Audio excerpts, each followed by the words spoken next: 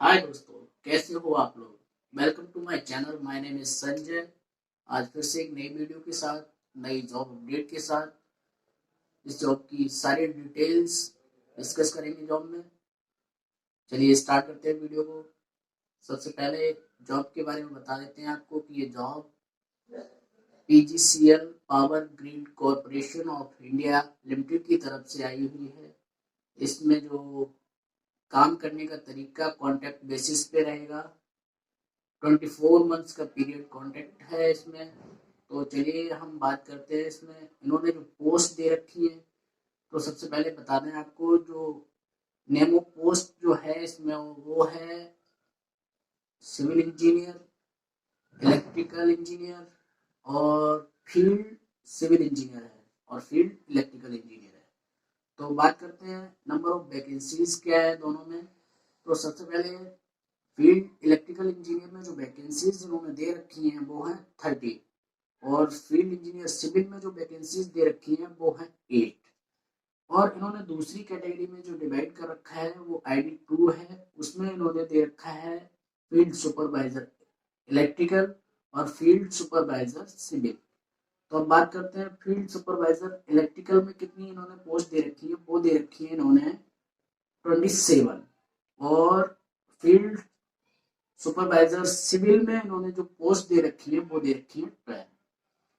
तो चलो आगे बढ़ते हैं, बात करते हैं कि इसमें एलिजिबिलिटी क्राइटेरिया क्या है।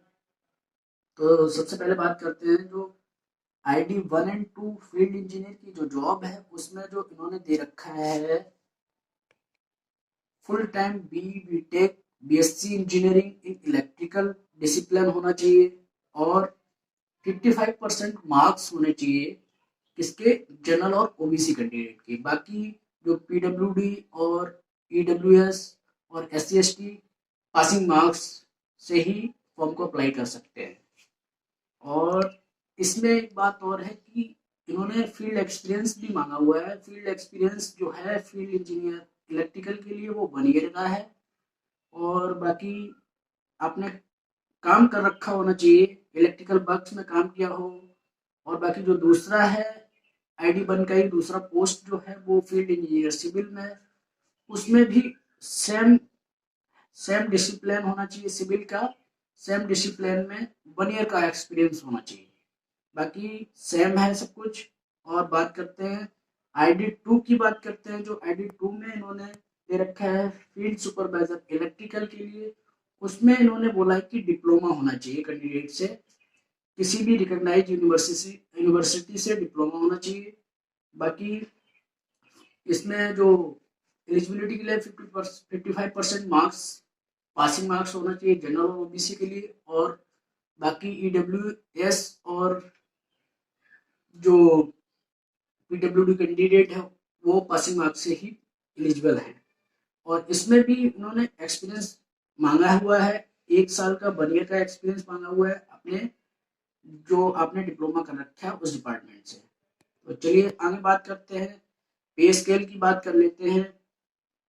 पोस्ट ID1 और 2 field engineer civil field engineer electrical के लिए जो पे स्केल इन्होंने दे रखी है वो 30,000 है, plus industrial DA plus HRA है, जो कि 35% ऑफ बेसिक पे, मतलब कि 30,000 का 35% मिलेगा। बाकी आपका जो ये 3% during subsequent year of engagement. और बात करते हैं ID3 और 4 के लिए जो बेसिक पे है वो है 23,000। बाकी इसमें भी इंडस्ट्रियल DA और HRA इन्होंने 35% सेम है। तो चलिए अब आगे बात कर लेते हैं, इस फॉर्म की ओपनिंग डेट्स के बारे में बात करते हैं कि ओपनिंग डेट्स और क्लोजिंग डेट्स के बारे में बता देते हैं आप लोगों को। सबसे पहले ओपनिंग डेट्स जो है ये 26 तारीख को फॉर्म आया है, 26/4/2021।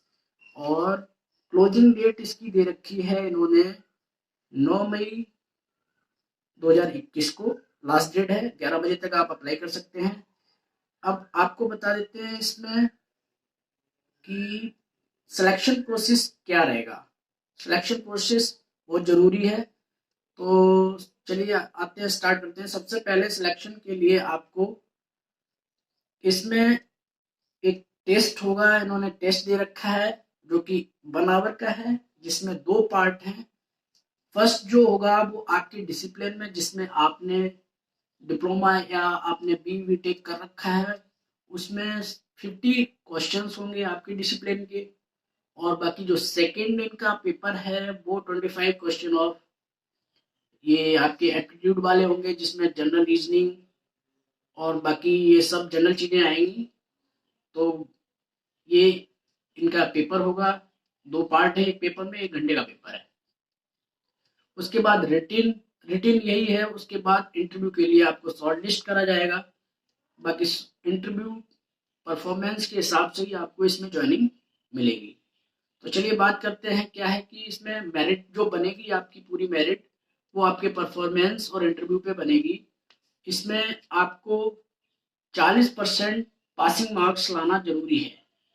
बात किसके लिए है ये अनरिजर्व कैंडिडेट के लिए है, ईडब्ल्यूएस के लिए। और जो रिजर्व के लिए वो 30% पासिंग मार्क्स होना जरूरी है, क्वालिफाइंग मार्क्स 30% होना चाहिए। अब बात कर लेते हैं हम इसमें हाउ टू अप्लाई। सबसे पहले बात करते हैं हाउ टू अप्लाई।